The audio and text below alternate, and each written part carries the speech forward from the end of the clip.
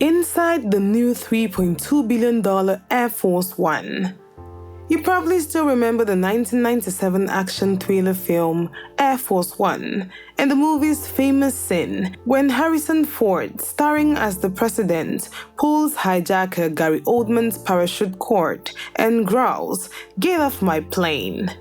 But how much do you know about the real Air Force One? The planes that fly the president around the country and even the world. Embellished with the American flag, the presidential seal, and the words United States of America, the world's most famous plane is as tall as a 6-story building and gives an undeniable authoritative presence wherever it flies. Air Force One is one of the most recognizable symbols of the presidency and an undeniable presence in the sky. While we think of Air Force One as referring to the planes themselves, it is actually a call sign for any plane which the President of the United States of America travels on. Still, there are 2 planes that serve as the official planes for presidential travel under the call sign. These 2 highly customized Boeing 747-200B planes have been in service since the presidency of George Bush in 1990. They are the successor to the Boeing 707, which President Dwight Eisenhower added in '58. Before we move on, if you're new here, welcome. Be sure to subscribe and turn notifications so you don't miss any of our videos. A brief summary of Air Force One. The first president to fly aboard the Air Force One while in office was Franklin D. Roosevelt. However, the plane was much different from the aircraft of presidents nowadays. The version that flew President George W. Bush went into service 30 years ago during the term of his father, George H.W. Bush, and was state-of-the-art at the time. But that's no longer the case. The cockpit control panel is completely analog, for instance, and most of the equipment isn't made anymore. The White House and Boeing in February 2018 announced a new deal for 2 747s to 8 eyes for about $3.9 billion. The aircraft, which resurrected from storage, will replace the 2 current VC-25As that have been in service since 1990. Work is slated to be completed on the aircraft by 2024, and the planes will fly through 2050. All told, the project is expected to cost about $5.2 billion, according to DoD projections. The first of 2 aircraft began the modification process in February 2020, with Boeing removing commercial interiors, engines, auxiliary power units, and other components. Workers removed part of the aircraft's skin to install structural upgrades and new doors. While plans were to have the new Air Force One ready in 2024, a disagreement with one of the contractors working on the plane's interior, plus COVID-19 related delays, have pushed that date back to 2025. Boeing is still in the process of making major hardware modifications to the 2 Boeing 747-8 airliners that will become VC-25Bs, including adding power upgrades, a medical facility, and various other classified technologies needed to transform a commercial plane into a flying fortress. Air Force One has a mysterious feel to it, mostly because it is completely off-limits to most of us. So now that it is expected to undergo a transformation, let's take a look at its bells and whistles, at least those that we are aware of. If the presidency had a logo, Air Force One would take the honors. It was constructed and designed to be an intimate and noticeable presence wherever it flies or sits. It's difficult to get to the plane confused with another, as it's clearly labeled with the words United States of America, with a picture of the American flag and seal of the President of the United States. Its blue color is certainly eye-catching and was chosen thanks to President JFK's love of the color blue. However, former President Donald J. Trump in June 2019 displayed a proposed new livery for the next Air Force One, which would replace the famous white, gold, and light blue with a red, white, and blue scheme.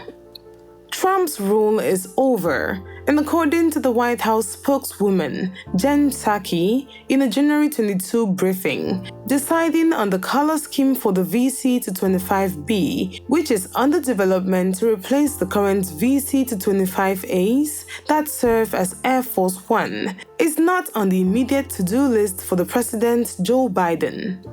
The president has spent moments thinking about the color scheme of Air Force One, Psaki said, adding that, certainly we are aware of the proposal. Here she was referring to Trump's proposal.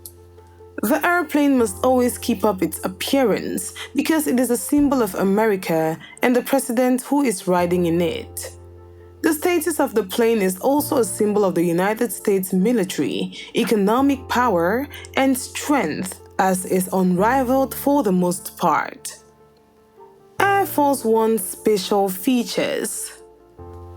Modern-day Air Force One was designed off of the very modified Boeing 747. The plane features 3 decks. The lowest level of the plane is used for the most part as cargo space. The majority of passenger space is on the middle level, and the upper level is dedicated to communications equipment. There are 2 entrances on the plane. The front entrance near the nose of the plane is for the president, his family, and special guests. This is the iconic location you've probably seen in pictures of the president waving as he enters and exits the plane. The second entrance is designated for journalists and other staff. The plane has its own retractable stairways for both entrances. The stairs open onto the lower deck, and crew members and staff climb internal staircases to reach the upper decks. The 3 decks of Air Force One stretch 4,000 square feet. Similar to the White House, the plane is equipped with everything from conference rooms, a medical suite with an operating room, a kitchen, a master bedroom, and probably more things that we don't know of. The president also has his own suite that features a large office, bathroom, and a conference room. And for those accompanying the president, like senior advisors, Secret Service officers, and media, there are also special quarters for them.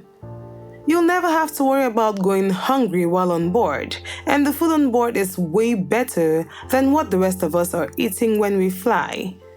The place is always stocked with fresh ingredients, which are prepared by several chefs in 2 complete kitchens.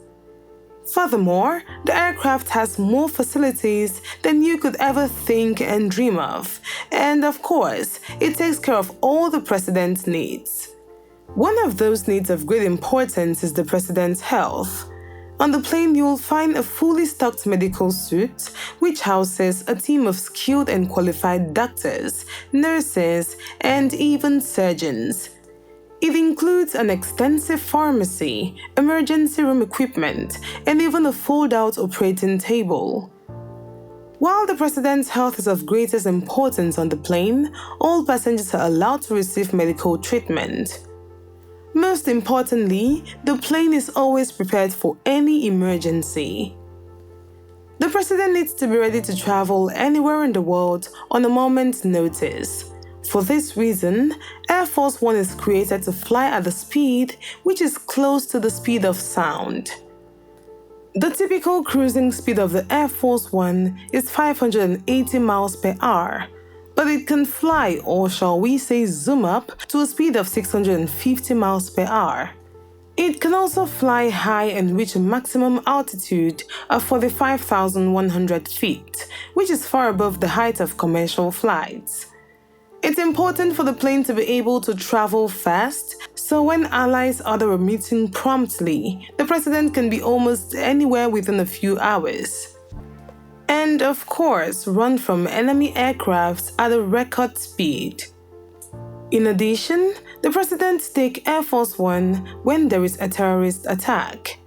During an incident, Air Force One transforms into the Flying White House thanks to its mobile command center, which is equipped with advanced secure communications equipment, plus an array of other top-notch gadgets. The president and his staff can lead the country when the safety of the White House is threatened. So, in the event of an attack on the US, the president has everything he needs to respond. Until they receive the clear, Air Force One is the safest place for him to be. Besides telephones, there's also a collection of two-way radios, fax machines, televisions, and different office equipment. The president and his staff are able to contact anybody in the world despite being tens of thousands of feet in the air. Also, in the Air Force One, you have a good chance of surviving an attack. Air Force One is in effect a bunker in the case of a nuclear attack. The body of the plane has armor plating and armor-plated glass in the windows. The plane is able to outrun the blast from a ground attack and be a blast shelter of sorts as well. Plus, radioactive material can't impale the body of the plane. There are probably more details we don't know of because they are kept top secret. If you recall the thrilling refueling scene in Air Force One, I will have you know that it's actually true. As with many military aircraft, Air Force One has a distinct ability to refuel in the air. This is usually reserved for emergency situations only.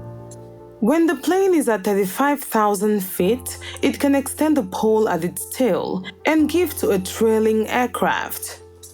Because of this feature, the plane is able to stay in the air for as long as necessary and keep the president safe from disaster on the ground. This one hits it out of the park for us. We are aware that planes can transport us across oceans. The Air Force One, on the other hand, can fly halfway across the world. That's a distance of almost 12,000 miles. The plane can carry roughly 52,000 gallons of gasoline to accomplish such a feat. That's enough to get it halfway around the world with a full tank. Air Force One is definitely an impressive piece of equipment, but it's not the only one of its kind.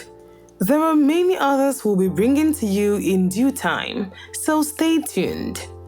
Thanks for watching, and if you enjoyed the video, please like, comment, and also share with your friends. And do not forget to hit that big subscribe button.